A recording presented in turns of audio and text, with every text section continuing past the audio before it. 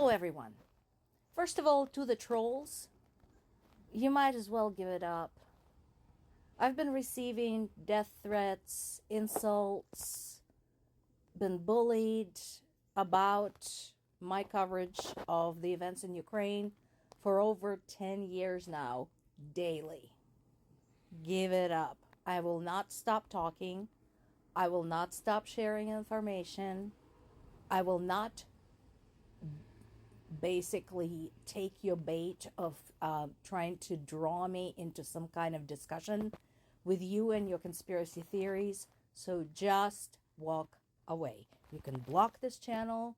You can scroll by. Nobody's forcing you to watch my content. Just stop. Anyway, most of the news sources today are covering another big prisoner exchange between Russia and Ukraine. So there is a big difference actually between the groups involved. The Russian POWs that were returned to Russia are mostly soldiers that were captured during the Kursk offensive. So a lot of them haven't even served that long before they were captured. And on the Ukrainian side, the Ukrainian POWs that were returned, those actually have been in Russian custody since the beginning of war. So it's been a couple of years for them. So very obviously, the two groups are very different in terms of who is there and the condition of the prisoners. Obviously, ours are going to be taken to a hospital, examined by doctors, treated for whatever they had to undergo in Russian custody, which is probably quite nightmarish. Now, I'd venture a guess as to what will happen to the soldiers that were returned to Russia. It is possible that they will be arrested and questioned about surrendering any kind of information to Ukrainian authorities. And then they will be sent back to the front. So I said this many times that any Russian soldier captured by Ukrainians is safer in Ukrainian custody than they would be anywhere in Russia. Case in point. The situation in the Donetsk region continues to be very grave. We'll talk about this later. So there have been some discussion that the Kursk operation had slowed down Russia's advances in the Donetsk region, but it didn't stop them. So at this point, the troops there basically are considering their options. They either need to regroup and retreat, risk surrender, or we need to do what we did before and send one of the fresh elite battalions there to bail them out and get them out of there safe. I don't know what Ukraine's military command is going to do. I'm sure there are military experts who are watching this, and venturing their best guesses. We'll just have to see. Again, while this is highly discouraging, I'm not trying to make light of the situation. I encourage everybody to look at the maps between, I want to say, beginning of summer and now, and notice how slow Russian progress has been. Now, it could have been even slower or halted altogether had Ukraine not been constantly hampered by restrictions on the use of certain weapons and delays in the aid. But the progress for the Russians has been slow. There is still a lot of discussion in the international community and, of course, among the Ukrainian military and government and just regular Ukrainians about Donald Trump's so-called plan to end the war. And the consensus is basically he wants Ukraine to surrender. Now,